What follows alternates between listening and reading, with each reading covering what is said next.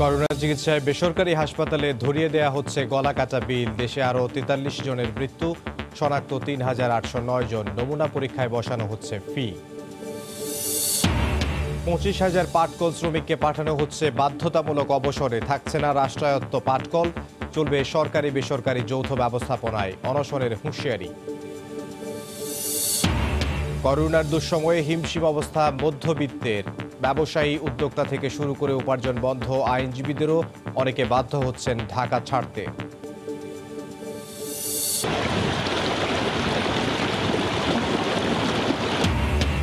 হু হু করে পানি ঢুকছে সুনামগঞ্জ, বগুড়া, গাইবান্ধার নতুন নতুন এলাকায়। বন্ধ হয়ে গেছে সড়ক যোগাযোগ। উত্তর পূর্বাঞ্চলের নদ নদীর পানি বিপদসীমার উপরে। এবং কোরবানি সামনে রেখে লাখ লাখ গরু নিয়ে দুশ্চিন্তায় খামারিরা। করোনা সংকটে কেনার আগ্রহ নেই ব্যবসায়ীদের। দাম উঠছে অর্ধেকের কম, ব্যাপক লোকসানের শঙ্কা।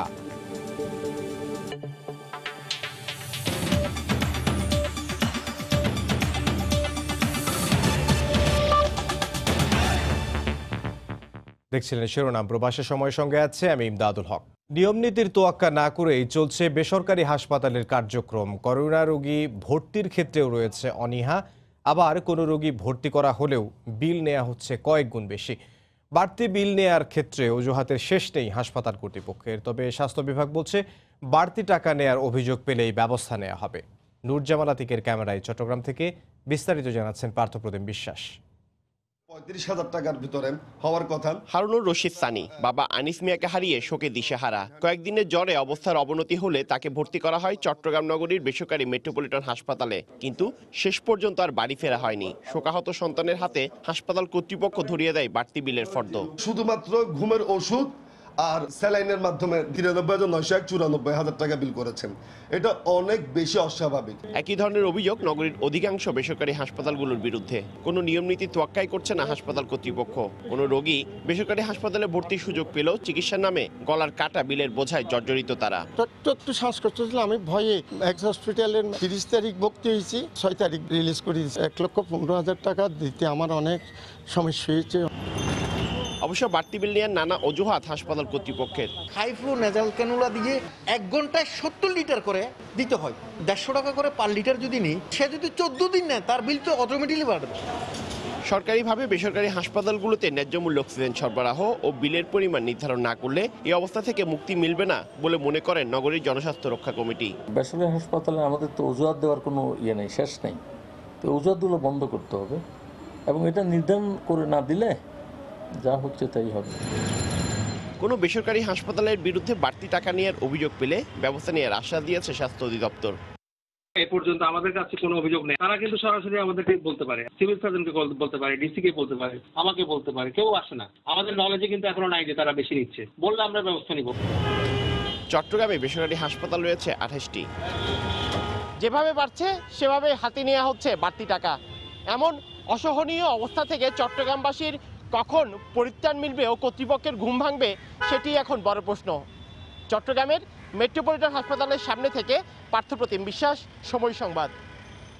নতুন জট কমানোর অজুহাতে করোনা পরীক্ষার জন্য ফি নির্ধারণ করতে যাচ্ছে সরকার। অপ্রয়োজনীয় পরীক্ষার চাপ কমাতে এমন সিদ্ধান্ত আসতে পারে বলে জানিয়েছে আইডিসিআর। তবে এমন পরিকল্পনায় ক্ষোভ প্রকাশ করেছেন সাধারণ মানুষ। আর বিশেষজ্ঞরা বলছেন, ভোগান্তি না কমিয়ে উল্টো খরচ বাড়ালে মধ্যবিত্ত ও নিম্নবিত্তরা করোনা পরীক্ষা করাতে নিরুৎসাহিত হবে। এতে পরিস্থিতি আরও ভয়াবহ হওয়ার শঙ্কা তাদের। মুজাহিদ শুভ রিপোর্ট। করোনা পরীক্ষার কিট সংকট, নমুনা জটসহ নানা সমস্যা নিয়ে যখন ভোগান্তি চরমে, ঠিক সে সময়ে সরকারিভাবে আর বিনামূল্যে টেস্ট না করার সিদ্ধান্ত নিতে যাচ্ছে সরকার। স্বাস্থ্য বিভাগের বিভিন্ন সূত্র বলছে, সরকারি বুথগুলোতে ২০০ টাকা নির্ধারণ করা হতে পারে পরীক্ষার জন্য, আর বাসায় গিয়ে নমুনা সংগ্রহ করলে গুনতে হবে ৫০০ টাকা। সরকার কেন টাকা নেবে? আমরা গরিব মানুষ, আমরা তো টাকার চিকিৎসা করতে আসবে কেন? সরকার হাসপাতালে মানুষ আসে কিন্তু ফ্রির জন্য তো আসে। টাকার সংকটটা যদি আবার করোনা সংকটের সাথে মিশ্রণ হয়ে যায়, তাহলে মানুষ এমনিতেই হাসপাতাল থেকে দূরে থাকবে, করোনা বই বাড়াবে এবং এই ঝুঁকিটা আরো দেশের জন্য আরো বেশি হবে। ৩-৪ বার টেস্টের যে খরচ, সেটা বহন করা প্রতিটা রোগীর পক্ষে আসলে সম্ভব হবে কিনা, এটা একটা ভেবে দেখার বিষয়। করোনা টেস্টের যদি টাকা দিতে হয় তাহলে আমরা কি করবো? তাহলে মরেই যাই। লক্ষণ উপসর্গ ছাড়াই টেস্ট করাতে আসা মানুষদের ঠেকাতে এমন সিদ্ধান্ত নেওয়া হচ্ছে বলে দাবি আইইডিসিআর এর প্রধান বৈজ্ঞানিক কর্মকর্তার। সবাই গণহারে টেস্ট করাতে যাচ্ছে। লক্ষণ ছাড়া টেস্ট করে তো আসলে সব মানুষের টেস্ট করা সম্ভব না। এই জন্য সরকার একটা নমিনাল ফি আরোপ করতে চাচ্ছে, তাহলে যদি যাদের দরকার শুধু তারাই যেন পরীক্ষাটা করে। সরকারের এমন পরিকল্পনা সুফল বয়ে আনবে না বলে মনে করছেন এই স্বাস্থ্য অর্থনীতিবিদ। যেহেতু এখন কাজ নাই মানুষের, 200-250 টাকা যেটাই করা হোক এটা কিন্তু একটা বার্ডেনসাম। সবাইকে যদি ঢালাওভাবে করা হয় তাহলে হচ্ছে যাদের রিয়েল নিড রয়েছে তারা কিন্তু এফেক্টেড হবে। সরকার যেটা করতে পারে, টেস্টের আগে আরেকটা স্ক্রিনিং মেকানিজম করতে পারে, দেখে টেস্ট করার উপযোগী বা উপযোগী না। ভারত সহ বিশ্বের প্রায় সব দেশেই সরকারিভাবে নমুনা পরীক্ষায় কোনো খরচ হয় না রোগীদের। এই মহাদুর্যোগে সাধারণ মানুষ তার আয় রোজগার নিয়ে যখন দিশেহারা, তখন করোনা টেস্টের জন্য ফি নির্ধারণের সরকারের চিন্তা ব্যাপক বিড়ম্বনার সৃষ্টি করবে।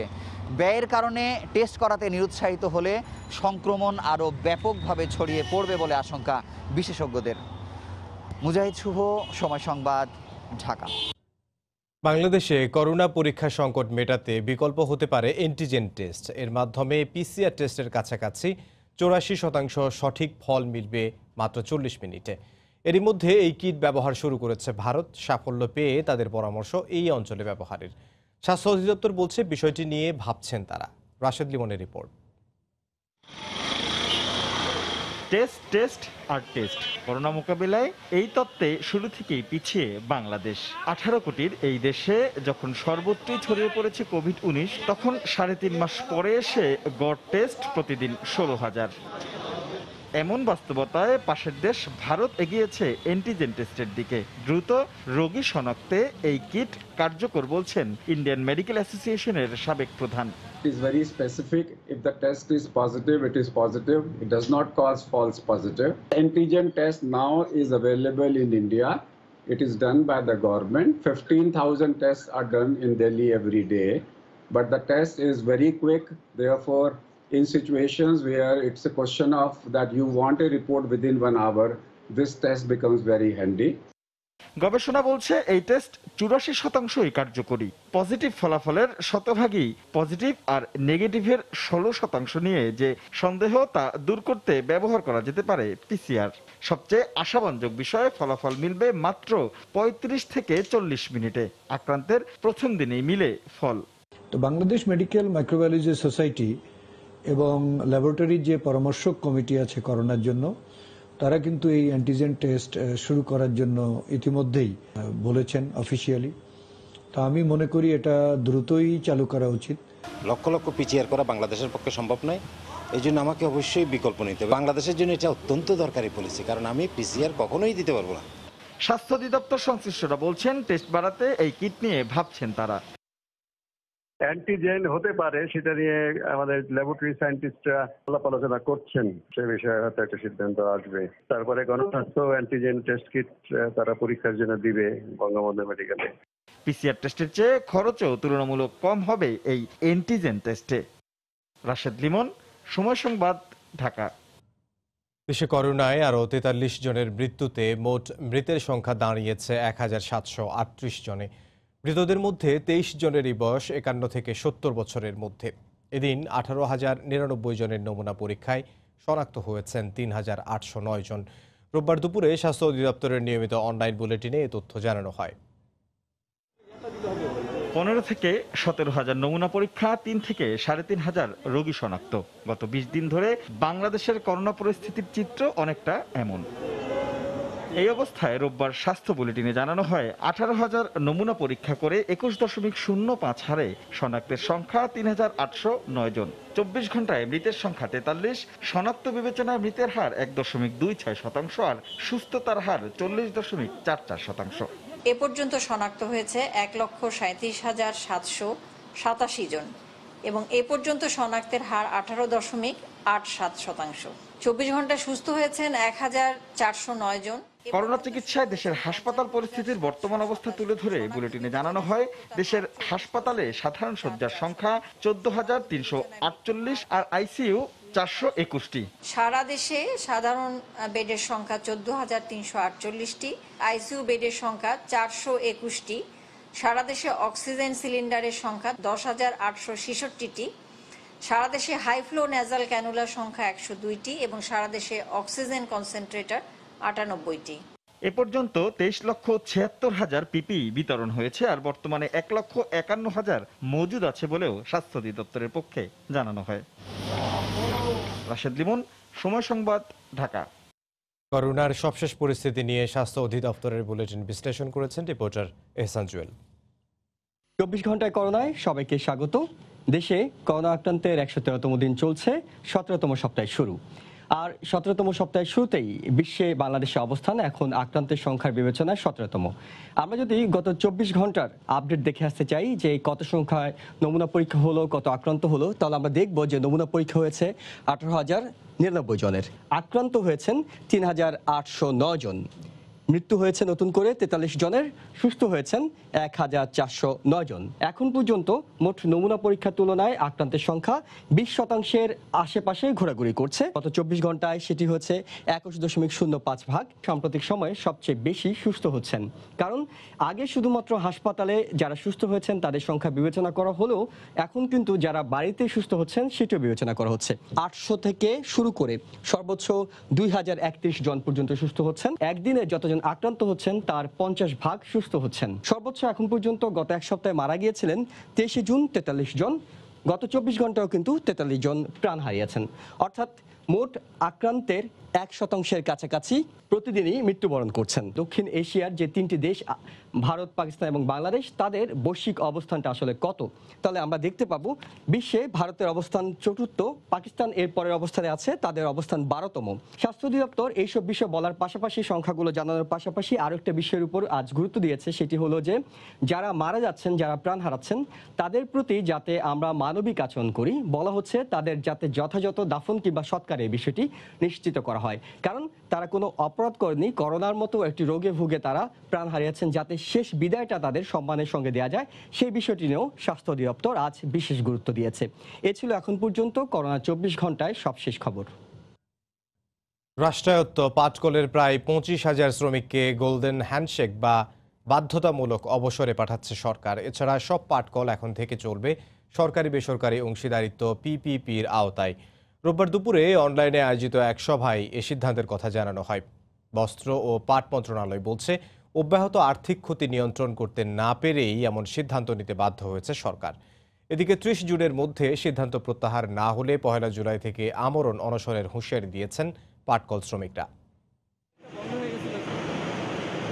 2006 সালে বিএনপি জামায়াত জোট সরকারের শাটডাউনের পর একরকম মুখ থুবড়ে পড়েছিল দেশের পাট শিল্প। এরপর খুলনা, রাজশাহী, ঢাকার পাটপল্লীগুলোতে নিভেছে আশার সবগুলো বাতি।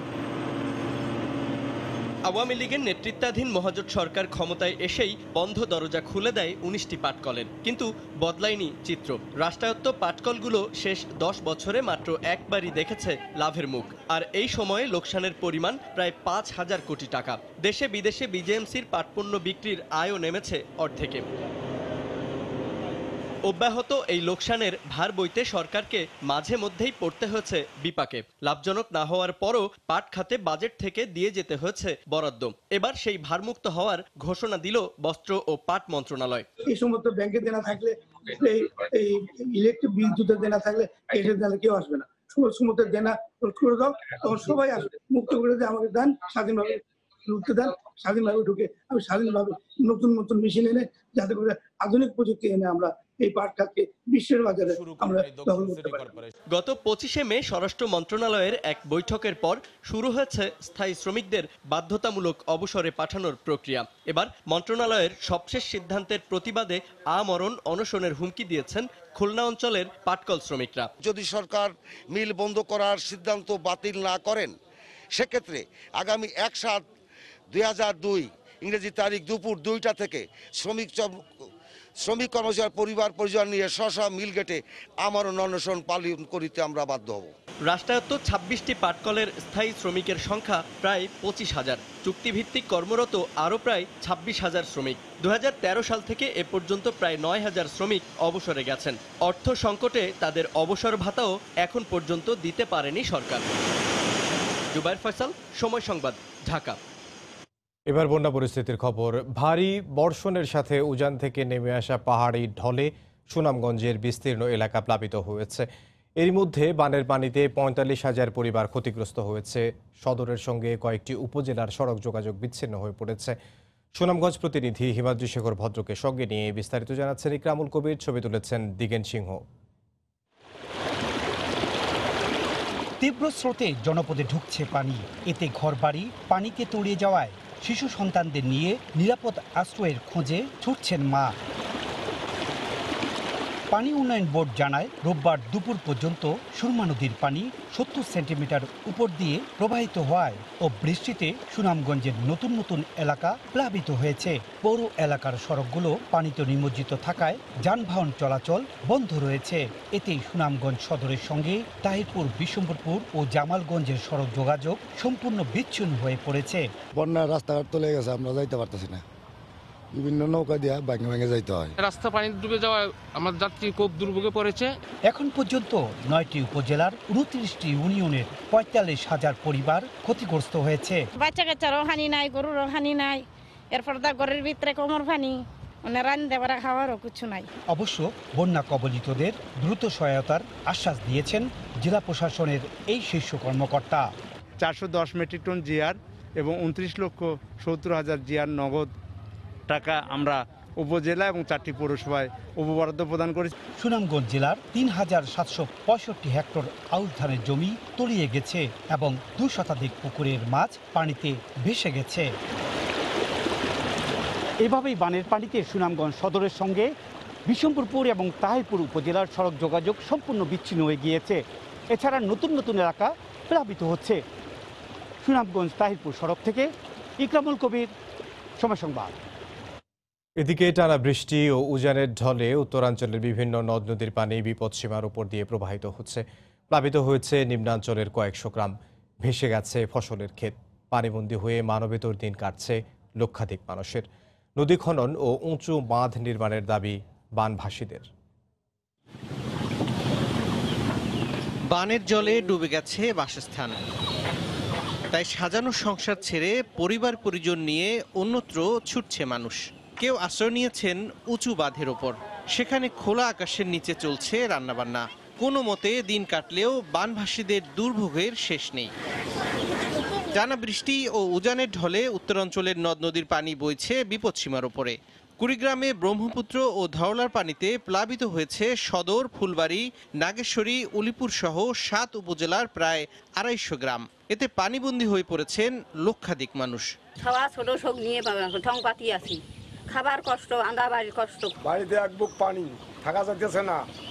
লোকের মধ্যে মানুষের লোকে আনিয়ে জিনিস তুলিয়ে বংশ সব বাঁধে যেতেছে। বগুড়ায় যমুনার পানিতে তলিয়ে গেছে সারিয়াকান্দি উপজেলার চরাঞ্চলের বাড়িঘর ও হাট বাজার। ভেসে গেছে পাট, আউশ ও বাদামের ক্ষেত। সিরাজগঞ্জেও যমুনা তীরবর্তী নিম্নাঞ্চলে পানি ঢুকে পড়ায় বাঁধের ওপর আশ্রয় নিয়েছেন অসহায় মানুষ। আন্দাবাড়ির কষ্ট, কাটলে বেশি ভেজা খাওয়া হয়। করোনার জন্য অনেকদিন হলো এই আর কি স্কুল বন্ধ, আরো পানি উঠছে, তার দ্বারা পড়ালেখার সমস্যা, সামনে পরীক্ষা এসেছি। গাইবান্ধার ফুলছড়িতে ভাঙা বাঁধ দিয়ে ব্রহ্মপুত্র ও ঘাঘটের পানি ঢুকে পড়েছে 5টি গ্রামে। এছাড়া সুন্দরগঞ্জ ও সাঘাটার আরও অন্তত 25টি গ্রাম প্লাবিত হওয়ায় ভোগান্তিতে পড়েছেন বাসিন্দারা। এদিকে নীলফামারী ও লালমনিরহাটে তিস্তার পানি কিছুটা কমলেও এখনো বইছে বিপদসীমার ওপরে। প্লাবিত প্রায় 1/2 গ্রাম। আশ্রয়ের জায়গা না পেয়ে তলিয়ে যাওয়া ঘরেই অবস্থান করছেন অসহায় মানুষ। বন্যা আতঙ্কে দিন কাটছে তাদের। চলমান দুর্ভোগের স্থায়ী সমাধানে নদী খননের পাশাপাশি উঁচু ও টেকসই বাঁধ নির্মাণে সুনির্দিষ্ট পদক্ষেপ চান বানভাসীরা। তৌফিক মাহমুদ, সময় সংবাদ। করোনায় দেশের 95% মানুষের আয় কমেছে। এতে নিত্য প্রয়োজনীয় চাহিদা মেটাতেই হিমশিম খেতে হচ্ছে বেশিরভাগ মানুষকে। চরম এ দুঃসময়ে শুধু নিম্নবিত্ত নয়, সবার জন্য নতুন করে পরিকল্পনার তাগিদ বিশেষজ্ঞদের। মৌসুমী ইসলামের রিপোর্ট। আগে আমার মনে করেন একটা ছোটখাটো শুরু ছিল, সেটা এখন মনে করেন বাসায় আনছে। সবসময় বিক্রি টিক্রি ভালোই হতো, মোটামুটি মাসাল্লাহ আমার চলতে পারতাম। এখন তো আমি চলতে পারতাছি না। করোনা দুর্যোগে ব্যবসা গুটিয়ে আনার গল্পই বলছিলেন রাজধানীর কাঁঠালবাগানের এই বাসিন্দা। একই অবস্থা রাজধানীর শপিং মলগুলোরও। একটি শপিং মলে গিয়ে 1.5 ঘন্টায় চোখে পড়ে মাত্র 3 জন ক্রেতা। কাস্টমার 2-1 জন করে আসলেও চলতো, কিন্তু সেটাও মাঝে মধ্যে পাই না। অনেক স্টাফ আমি এই মাসে অলরেডি 2 জনকে মানা করে দিয়েছি, কারণ আমরা নিজেরাই চলতে পারতেছি না। এ অবস্থায় শুধু সরকারি চাকরিজীবী ছাড়া সব শ্রেণীর মানুষকেই জীবনযাপনের ব্যয় মেটাতে হিমশিম খেতে হচ্ছে। আয় বেড়ে না, ব্যয় বাড়ছে। চাল ডাল সব জিনিসের দাম বাড়তি, অফিস করি যাতায়াত খরচ বেশি। ব্যাপারটাও এরকম যে অনেক কিছু কাটছাট করতে হচ্ছে। সম্প্রতি ব্র্যাকের এক গবেষণায় দেখা যায় কোভিড-19-এর প্রভাবে দেশে প্রায় 100% মানুষের আয় কমেছে। এদিকে বাংলাদেশ উন্নয়ন গবেষণা সংস্থা BIDS এর তথ্য বলছে 15 থেকে 30 হাজার আয়কারীদের উপার্জন কমেছে 25% পর্যন্ত, তবে পণ্যের দাম বেড়েছে 10% পর্যন্ত।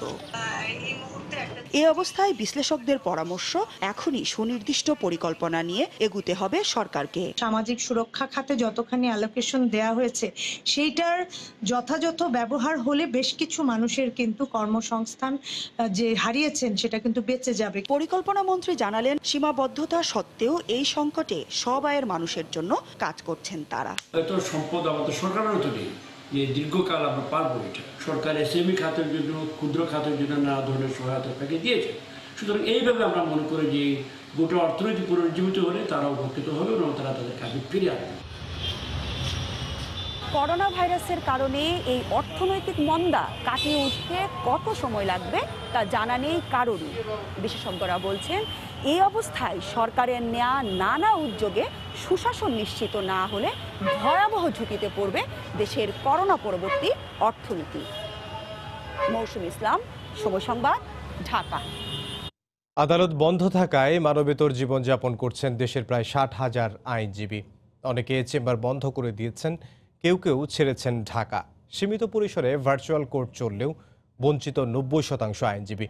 একদিকে বিচারপ্রার্থীদের ভোগান্তি, অন্যদিকে আইনজীবীদের দৈন্যদশায় স্বাস্থ্যবিধি মেনে দ্রুত আদালত খুলে দেওয়ার দাবি জানিয়েছেন ভুক্তভোগীরা। আফজাল হোসেনের রিপোর্ট। মামলার চাপ নেই মক্কেলের আনাগুনা, বন্ধ উপার্জনের পথ।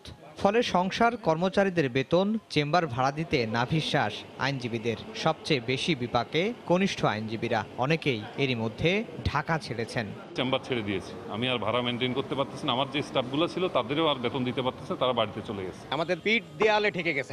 এখন আমরা বাসায় ফিরে যাব কিনা সেটাও বলতে পারছি না। একটা টাকা নাই, একটা পয়সা নাই। আইনজীবীদের একমাত্র উৎস হচ্ছে ক্লায়েন্টদের কাছ থেকে তাদের ফিস নেবেন, সেই কার্যক্রমটা বন্ধ হয়েছে। 3 মাসেরও বেশি সময় ধরে বন্ধ আদালত খুলে দিতে আন্দোলনে সাধারণ আইনজীবীরা তাদের পেশা থেকে বঞ্চিত হচ্ছেন। তাদের রুজি এবং তাদের যে পেশার যে অধিকার কিংবা তাদের বলবো জীবিকা, সেটি কিন্তু অনেকাংশে কিন্তু একটা বিরাট একটা হুমকির সম্মুখীন হয়েছে। আইনজীবীদের জীবন জীবিকার জন্যে এবং বিচারপ্রার্থী জনগণের ন্যায় বিচার নিশ্চিত করার জন্য সারা দেশে রেগুলার কোর্ট চালু করার কোনো বিকল্প নাই। নীতিমালা করে দ্রুত আদালতের বন্ধ দুয়ার খুলে দেওয়ার দাবি জানিয়েছেন এই সিনিয়র আইনজীবী। এই ভার্চুয়াল কোর্ট দিয়ে গুটি কয়েক আমরা আইনজীবী আছি, তারা হয়তো এপিয়ার করতে পারে এবং তেমনি বিচারপ্রার্থী 2-1 এপিয়ার করতে পারে। সত্যিকার অর্থে এটা কোনো কাজে আসছে না। দেশের প্রায় 1.5 লক্ষাধিক আইনজীবীর মানবিক দিক বিবেচনা করে স্বাস্থ্যবিধি মেনে দেশের সব আদালত খুলিয়ে দেওয়া যায় কিনা সে বিষয়ে নতুন করে চিন্তাভাবনা করার পরামর্শ দিয়েছেন ভুক্তভোগী আইনজীবীরা। আফজাল হোসেন, সময় সংবাদ, ঢাকা। করোনার থাবায় থমকে গেছে লাখ লাখ শিক্ষার্থীর শিক্ষাজীবন। এবছর সব মিলিয়ে ক্লাস হয়েছে 2 মাসের মতো, বাকি রয়ে গেছে পুরো সিলেবাসে। শিক্ষকরা বলছেন, সিলেবাস কিছুটা সংক্ষিপ্ত করে পরীক্ষা নেওয়া গেলে ক্ষতি পোষানো সম্ভব হবে। এ বিষয়ে NCTB বলছে, মন্ত্রণালয় থেকে নির্দেশনা পেলেই তারা উদ্যোগ নেবে। যদিও মাধ্যমিক ও উচ্চশিক্ষা অধিদপ্তর জানায়, শিক্ষা প্রতিষ্ঠান খোলা হলেই চূড়ান্ত সিদ্ধান্ত। পিঙ্কি আক্তারের রিপোর্ট। রাজধানীর একটি বেসরকারি শিক্ষা প্রতিষ্ঠানের 4র্থ শ্রেণীর ছাত্রী তাথই। সবসময় পড়াশোনা ও পরীক্ষা নিয়ে সময় কাটলেও এবছর নেই কোনো ব্যস্ততা, বরং বইয়ের সাথে এখন বাসাতেই সময় কাটছে তার। তাথইয়ের মতো এমন গল্প এখন প্রাথমিক থেকে শুরু করে মাধ্যমিক স্তরের সব শিক্ষার্থীরই।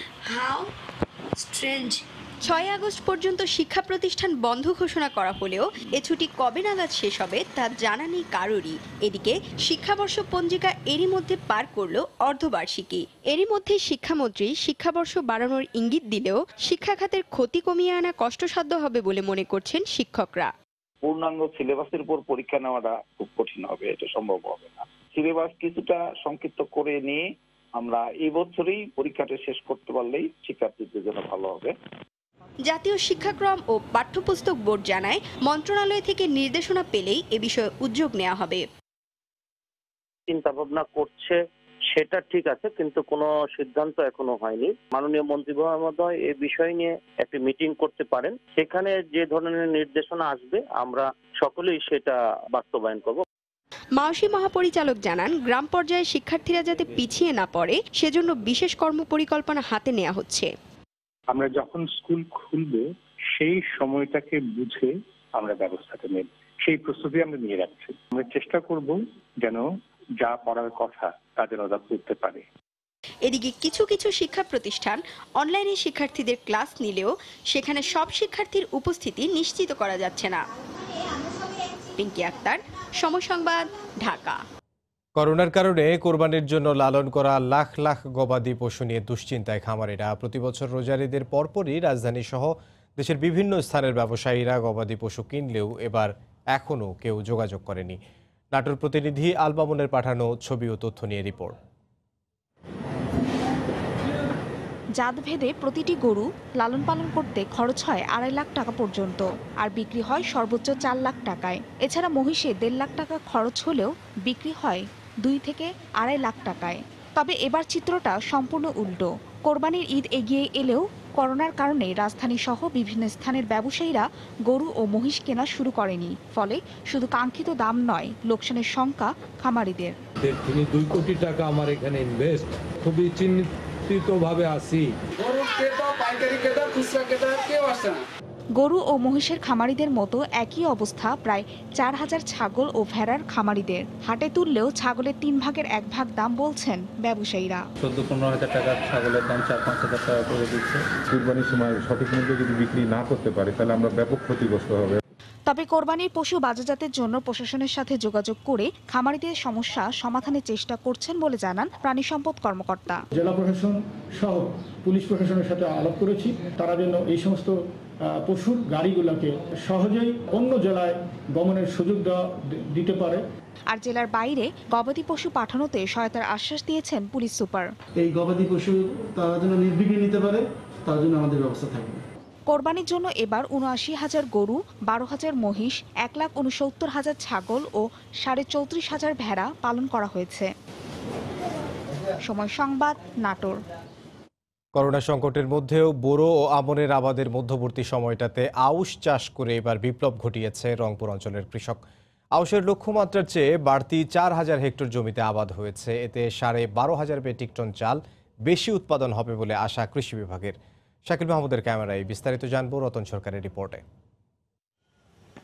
গত কয়েক বছরে রংপুর কৃষি অঞ্চলের 5টি জেলায় দ্রুত জনপ্রিয়তা পেয়েছে আউশের আবাদ। আবাদের লক্ষ্যমাত্রা এবার ৫৯,০০০ হেক্টর নির্ধারণ করা হলেও আবাদ হয়েছে ৬৩,০০০ হেক্টরে। আশা করা হচ্ছে উৎপাদন হবে ১,৯৫,০০০ মেট্রিক টন চাল। এবছর বোরো মৌসুমে ধানের ভালো দাম পাওয়ায় আউশের বাড়তি আবাদ করেছেন কৃষকেরা। বোরো এবং আমনের মাঝে যে আমরা আবাদটা করি, এটা হচ্ছে আমাদের বোনাস আবাদ। এটাতে পানি কম লাগে। আউশ ধান এবার তো বাম্পার ফলন, এবার ফসলে উদ্বৃত্তিও বেশি, খরচও কম। আউশ ধানটা খুব কম দামে বিক্রি হয়, কিন্তু এবার ধানটা ভালো থাকার কারণে আমরা কৃষকরা খুব উপকৃত হয়েছি। আঞ্চলিক কৃষি কর্মকর্তার দাবি, কয়েক বছরে আউশের আবাদ ১ লাখ হেক্টরে পৌঁছবে। পরিবেশ বান্ধব ধান চাষ, যেখানে আমার আন্ডারগ্রাউন্ড ওয়াটার টাল আপলিফ্ট করা লাগছে না। বড়োর কিন্তু প্রোডাকশন কস্ট হাই, কিন্তু আপনার আউশের উৎপাদন খরচ বড়োর চেয়ে অনেক কম। তবে কৃষক আন্দোলনের নেতা বলছেন, মজুতদারি সিন্ডিকেট ভেঙে সরকার নিজস্ব প্রভাব বলয় গড়ে তুলতে না পারলে এই সাফল্য কৃষকের উপকারে আসবে না। যদি সরকার খাদ্য সংরক্ষণের জন্য নিজস্ব উদ্যোগে বাবার স্টক গড়ে তোলার জন্য পেডিসাইলো গড়ে না তোলে, কৃষি যন্ত্রপাতিগুলো সমবায়ের মাধ্যমে কৃষককে না দেয়, তাহলে এর সুফলটা প্রকৃত কৃষক পাবে না, যারা উৎপাদকশীলী। এখানেও কিন্তু আয় বৈষম্য দেখা দেবে। আউশের সংযুক্তিতে ধানের 2 ফসলি জমিগুলো 3 ফসলিতে উন্নীত হওয়ায় বদলে যাচ্ছে এই অঞ্চলের ফসল বিন্যাস। রতন সরকার, সময় সংবাদ, রংপুর। রাজধানীতে ইসলামী ব্যাংক হাসপাতালের মতিঝিল শাখায় এক ভুয়া চিকিৎসককে আটক করেছে র্যাব। এছাড়া হাসপাতালের নিজস্ব ফার্মেসিতে অভিযান চালিয়ে অনুমোদনহীন বিপুল পরিমাণ অপারেশন সামগ্রী ও ইনজেকশন জব্দ করা হয়। প্রতিষ্ঠানটিকে জরিমানা করা হয় 14.5 লাখ টাকা। মিজানুর রহমান পাশ করেছেন ইউনানি। র্যাবের নির্বাহী ম্যাজিস্ট্রেট বলছেন, ইউনানি চিকিৎসকরা নামের আগে ডাক্তার পরিচয় ব্যবহার করতে পারেন না। তবে শুধু ডাক্তার নয়, তিনি নিজেকে পরিচয় দিতেন হৃদরোগ বিশেষজ্ঞ হিসেবে। 12 বছর ধরে এভাবে রোগীদের সাথে প্রতারণা করে আসছিলেন। ইসলামী ব্যাংক হাসপাতালের মতিঝিল শাখায় দেখা যায় এমন চিত্র।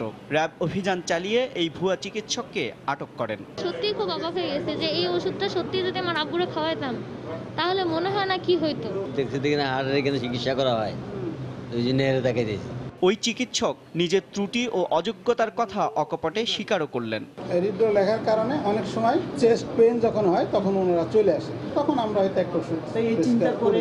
হাসপাতাল কর্তৃপক্ষ ভুল স্বীকার করে ওই চিকিৎসকের চেম্বার বন্ধের ঘোষণা দেন।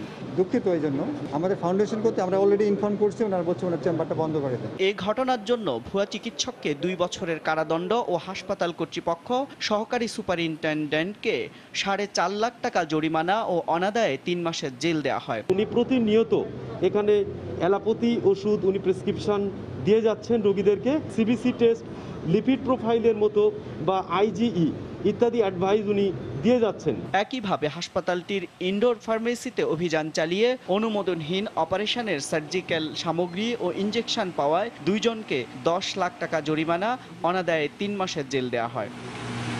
এমআর আমিন, সময় সংবাদ, ঢাকা। নারী, মদ আর ক্যাসিনো ব্যবসা, এই 3 অসঙ্গতির সঙ্গে জড়িয়ে পড়েছিলেন ব্যবসায়ী সাইফুল ইসলাম। এরই জের ধরে ঘনিষ্ঠজনদের হাতেই খুন হতে হয় তাকে, এমনটাই জানিয়েছে গোয়েন্দা পুলিশ। ধানমন্ডির এই কেনা ফ্ল্যাটটিতেই স্ত্রী ও একমাত্র মেয়েকে নিয়ে থাকতেন ব্যবসায়ী সাইফুল ইসলাম। 24 জুন রাতে বাসা থেকে কাউকে কিছু না বলে বের হয়ে যান তিনি। 3 দিন নিখোঁজের পর শনিবার রাতে রাজধানীর পূর্ব সাইদনগর এলাকার একটি বাসার এক ভাড়াটের রুম থেকে উদ্ধার হয় তার অর্ধগলিত লাশ।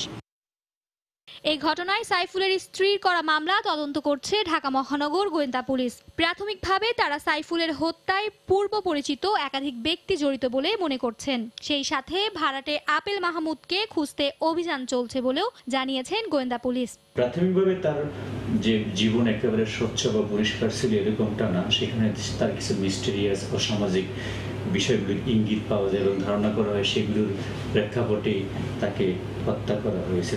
ক্যাসিনোর ব্যবসার সাথেও তার একটা সখ্যতা ছিল বলে জানা যায়। এদিকে পুলিশের কাছে স্বামীর নানা অসামাজিক কাজ আর ক্যাসিনো ব্যবসায় জড়িত থাকার কথা জানিয়েছে সাইফুলের স্ত্রী। যদিও গণমাধ্যমে এ বিষয়ে কিছুই জানেন না বলে দাবি করেন স্ত্রী মিনারা পারভিন।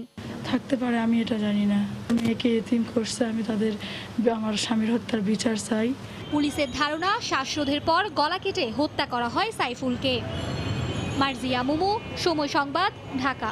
বাড়তি বিদ্যুৎ বিল নিয়ে দেশ জুড়ে চলমান গ্রাহক অসন্তোষের মাঝে রাজধানীর একাংশ নারায়ণগঞ্জে বিদ্যুৎ বিতরণকারী সংস্থা ডিপিডিসির অনলাইন গণশুনানিতে নতুন কোনো বার্তা দিতে পারেনি সংস্থাটির কর্তারা।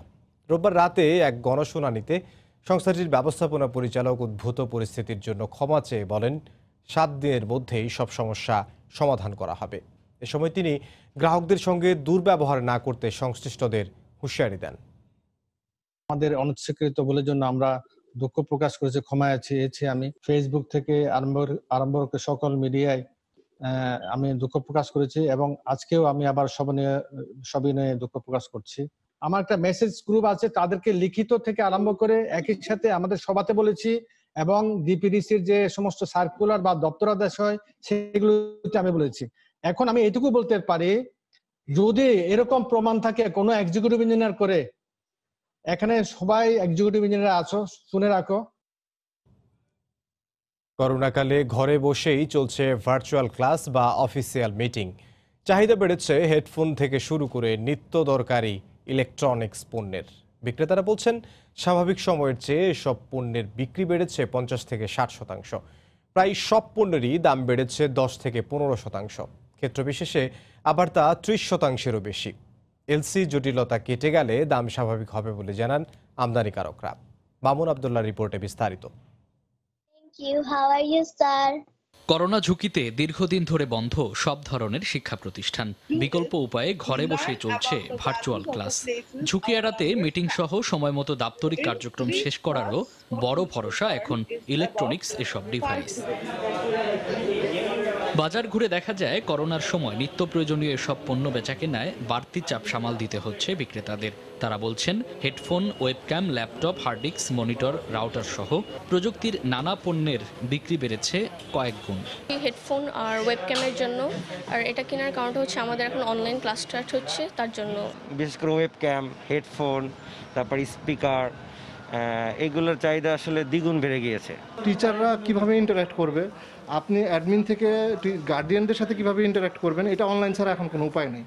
মার্কেটে এসে অনেকে পড়েছেন বিপাকে। বাড়তি প্রতিটি পণ্যের দাম। 1500 টাকার ওয়েবক্যাম 2000 টাকা, 800 টাকার হেডফোন 1200 টাকা, 700 থেকে 800 টাকা পর্যন্ত বেড়েছে বিভিন্ন ব্র্যান্ডের মনিটর। এজন্য আমদানি কম হওয়াকেই দায়ী করছেন বিক্রেতারা। 5000-এর মতো ডিফারেন্স পাচ্ছি অনলাইন আর ফিজিক্যালি এসে। করোনার এফেক্টের জন্য আমাদের প্রাইসটা একটু বেড়ে গেছে, কারণ প্রোডাক্ট অ্যাভেলেবেল আমরা করতে পারছি না। আমদানি স্বাভাবিক না হওয়া পর্যন্ত এসব পণ্যের দাম কমবে না বলে মত সংশ্লিষ্টদের। এলসির গুলি ঠিক মতো প্রপারলি এখানে ঢাকায় এসে মাল পৌঁছে নেই, তবে এটা অল্প সময়ের জন্য একটু দাম বৃদ্ধি পেয়েছে। আশা করি যে অল্প 2-4 দিনের মধ্যে এটার দাম আবার পড়ে যাবে এবং নির্দিষ্ট আগের যে দামটা আছে সেই মূল্যটা আবার আমরা বাজারে পাবো। দেশে তথ্য প্রযুক্তি খাতের আনুষঙ্গিক পণ্য বাজার প্রায় 2000 কোটি টাকার। মামুন আব্দুল্লাহ, সময় সংবাদ, ঢাকা। এ পর্যায়ে শীর্ষ সংবাদ জানিয়ে দিচ্ছে আরেকবার। করোনা চিকিৎসায় বেসরকারি হাসপাতালে ধরিয়ে দেয়া হচ্ছে গলা কাটা বিল। দেশে আরও 43 জনের মৃত্যু, শনাক্ত 3809 জন। নমুনা পরীক্ষায় বসানো হচ্ছে ফি। 25,000 পাটকল শ্রমিককে পাঠানো হচ্ছে বাধ্যতামূলক অবসরে। থাকছে না রাষ্ট্রায়ত্ত পাটকল, চলবে সরকারি বেসরকারি যৌথ ব্যবস্থাপনায়। অনশনের হুঁশিয়ারি। করোনার দুঃসময়ে হিমশিম অবস্থা মধ্যবিত্তের। ব্যবসায়ী, উদ্যোক্তা থেকে শুরু করে উপার্জন বন্ধ আইনজীবীদেরও। অনেকে বাধ্য হচ্ছেন ঢাকা ছাড়তে।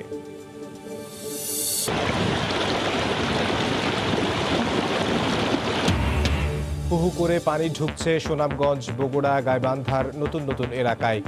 বন্ধ হয়ে গেছে সড়ক যোগাযোগ। উত্তর পূর্বাঞ্চলের নদ নদীর পানি বিপদসীমার উপরে। এবং কোরবানি সামনে রেখে লাখ লাখ গরু নিয়ে দুশ্চিন্তায় খামারিরা। করোনা সংকটে কেনার আগ্রহ নেই ব্যবসায়ীদের। দাম উঠছে অর্ধেকেরও কম। ব্যাপক লোকসানের শঙ্কা। এই ছিল প্রবাসের সময়। যে কোনো খবর পেতে ভিজিট করুন সময়নিউজ.টিভি। আপনার মোবাইলে সময় সংবাদ দেখতে ও সব খবর পেতে ডাউনলোড করুন সময় অ্যাপ। এছাড়া এইমাত্র পাওয়া খবর মোবাইলে পেতে SMS করুন *BN লিখে পাঠিয়ে দিন 1624 নম্বরে। আর সঙ্গে থাকুন সময়ের।